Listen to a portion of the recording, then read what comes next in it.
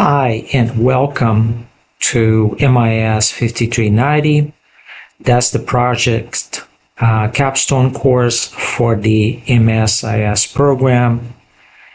This video and the other videos that will be available weekly, I'll create 2 videos per week for the 7 weeks of the course. This is the first for Module 1.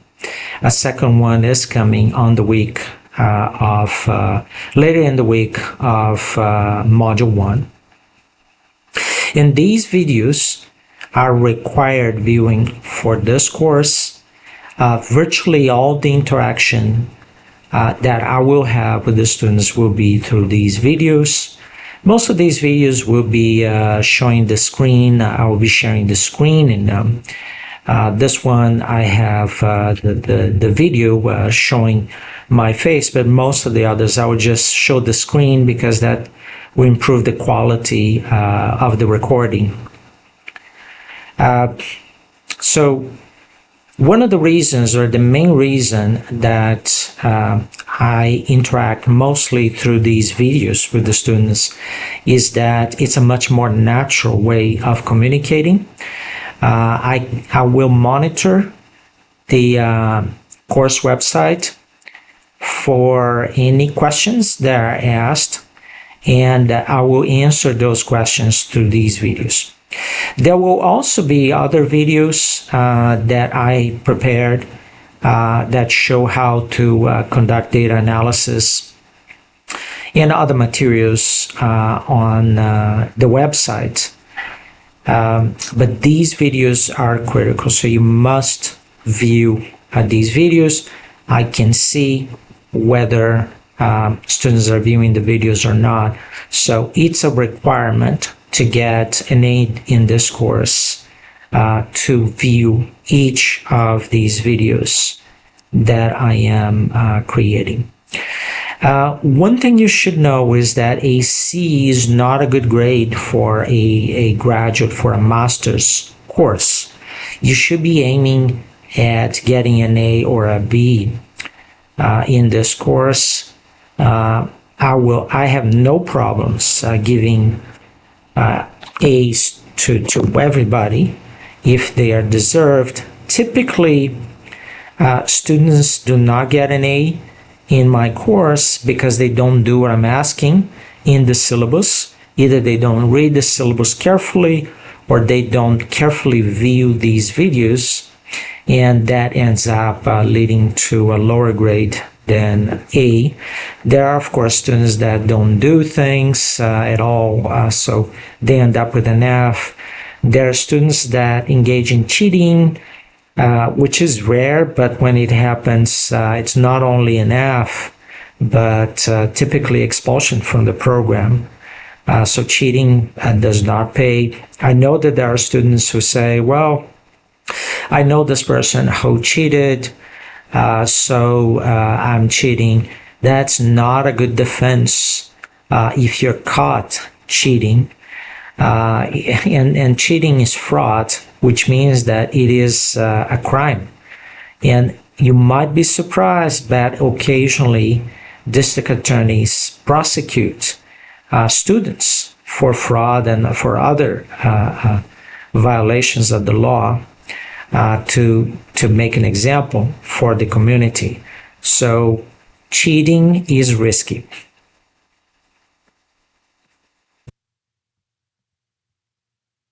This is the main week of the course, so I am in the student preview mode, so you should see here what I see. And so yeah, we have this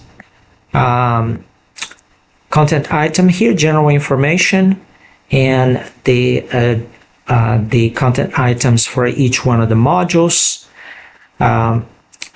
If you click on this one, general information, and click here, you're going to be taken to this website, which also becomes available for you, is available for you directly. So if there is ever a problem with Blackboard, you can access this course website directly. This video that I'm creating now will be available here under this, instead of replacing this coming soon area. Now, the important piece here, or the most important piece here for you to review right away, is the course syllabus. This syllabus is more focused on the course than the syllabus that is published by the university using this SIL system. So you have access to that. You don't need what that has that this one doesn't have are university rules, which are also in the student manual anyways. So course syllabus. So if you click here, you're going to be taken to the course syllabus. If you go to the top of the course syllabus, you're going to see several items. So this is a project-centered course. And this project that you're going to be conducting as part of this course, and that's it. That's a project. So the entire course will be you doing a project. And the key is the deliverables for that project. I'm going to talk about them in a little bit. But this is a data analytics project. And it builds on what you learned through the program, and particularly in the MIS5390 course, which is a course that covers data analytics.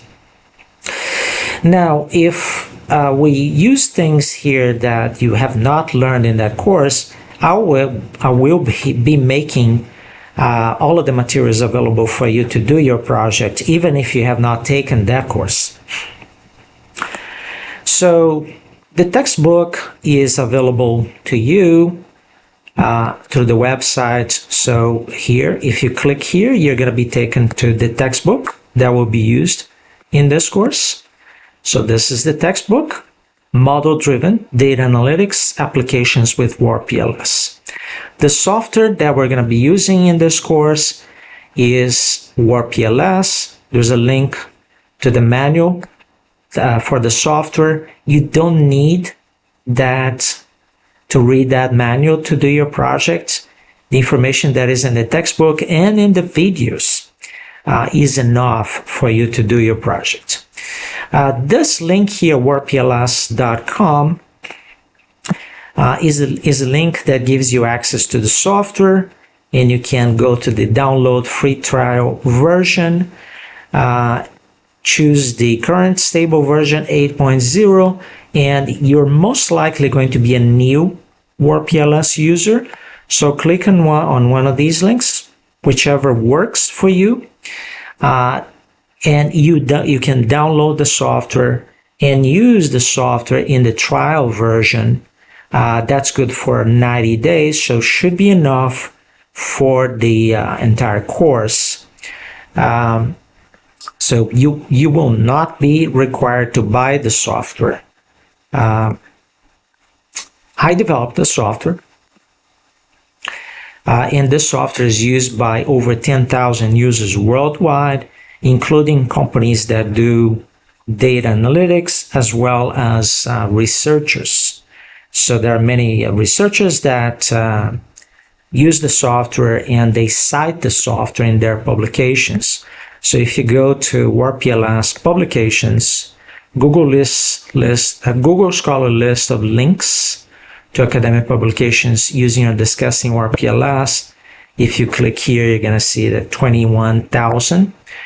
So 21,000 publications that are cataloged by Google Scholar cited the software. So this is a software that is widely used, and that is a software that has the capabilities and additional capabilities that you'll probably be able to see in any other software that does statistical analysis for data analytics. Okay, so the textbook is free. Software manual is available to you. It's more technical, but you'll probably not need to go through that. So in the first week of the course, you're going to have to set up the student teams. And so students must contact other prospective students of their choice, create teams, and define a team leader. I will not assign anybody to any team. This is something that has to be done by you independently, and you should define your team leader. And the team leader is critical for the project.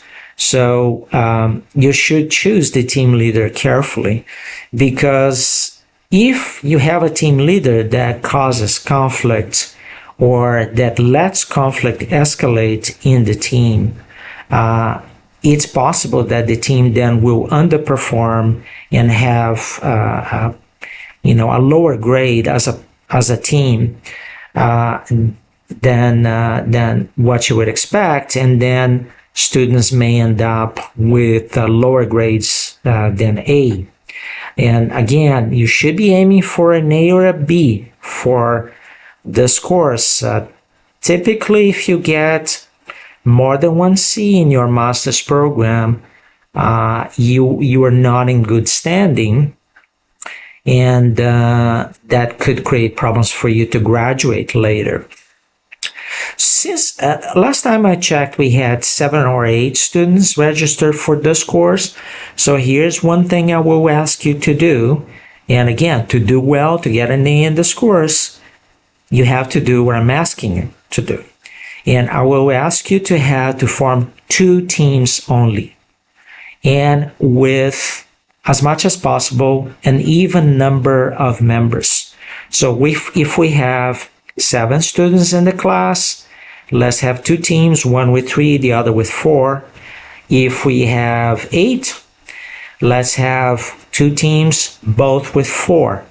I would not like to see one with 3 and the other with 5. That would be uneven. So again, do what I'm asking, and at the end of the course, you're gonna be in a good position to get an A.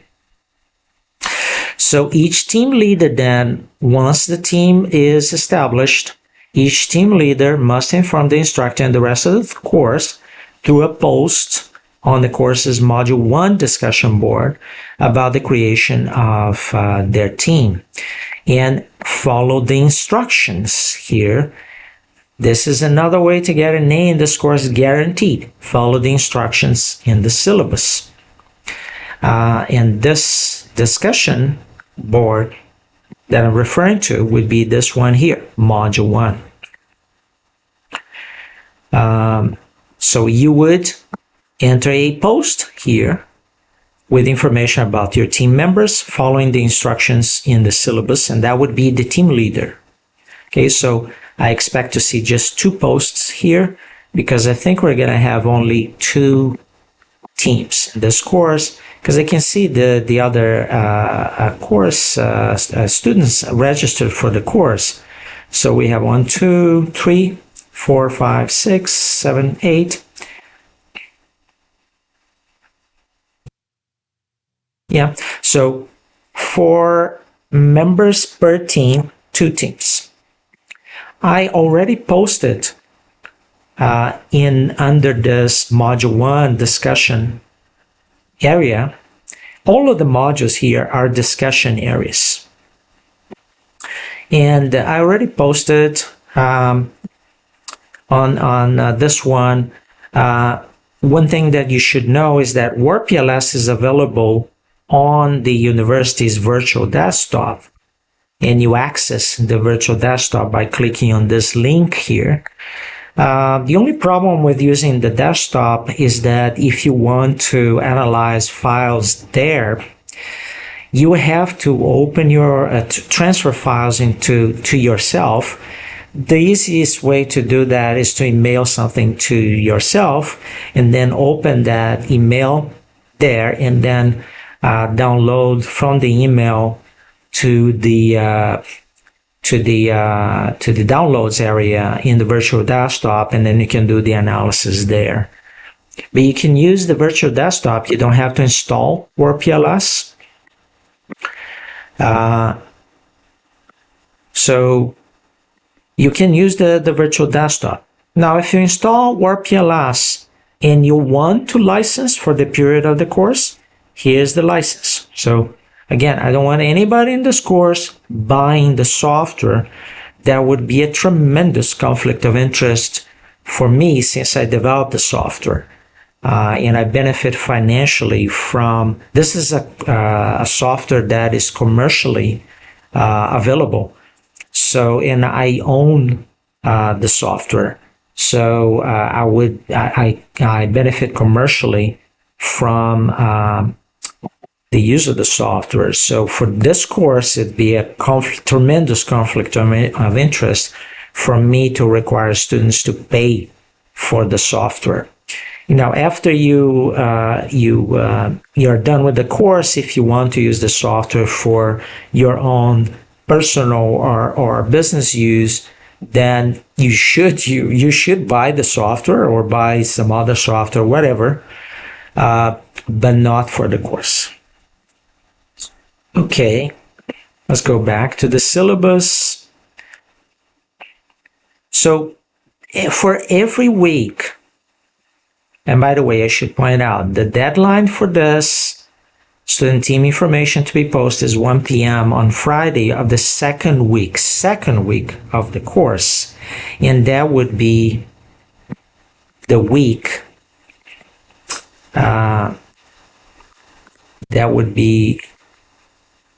if you go to the end of the syllabus, you see the schedule. So the second week of the course would be this week here, the week beginning on January 26th. So, and I say, post team members information on courses module 1 discussion board by 1 p.m. on Friday. And the individual assignment should be posted under module 2. Okay, so note the detail here. I am picky about you following the instructions that I'm giving you, because in business, as you probably know, many of you are employed already.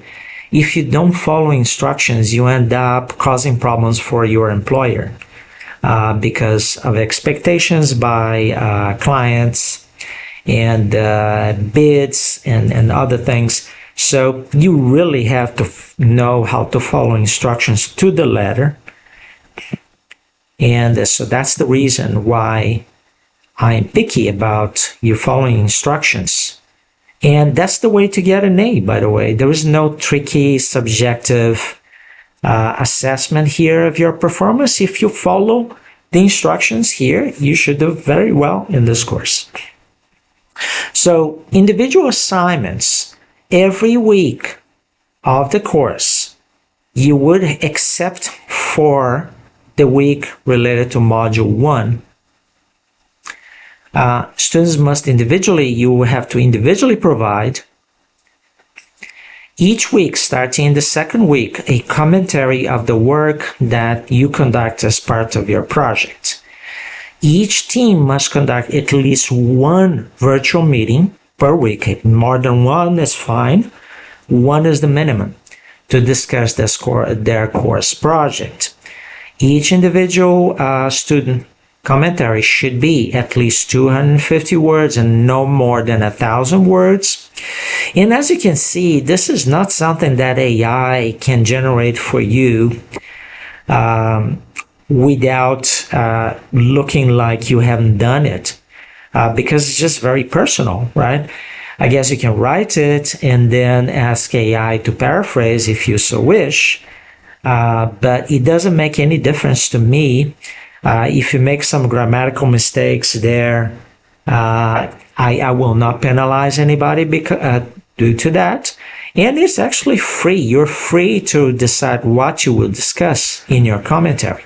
For example, a student could discuss the meeting of the week and what the student has done individually as part of the team project.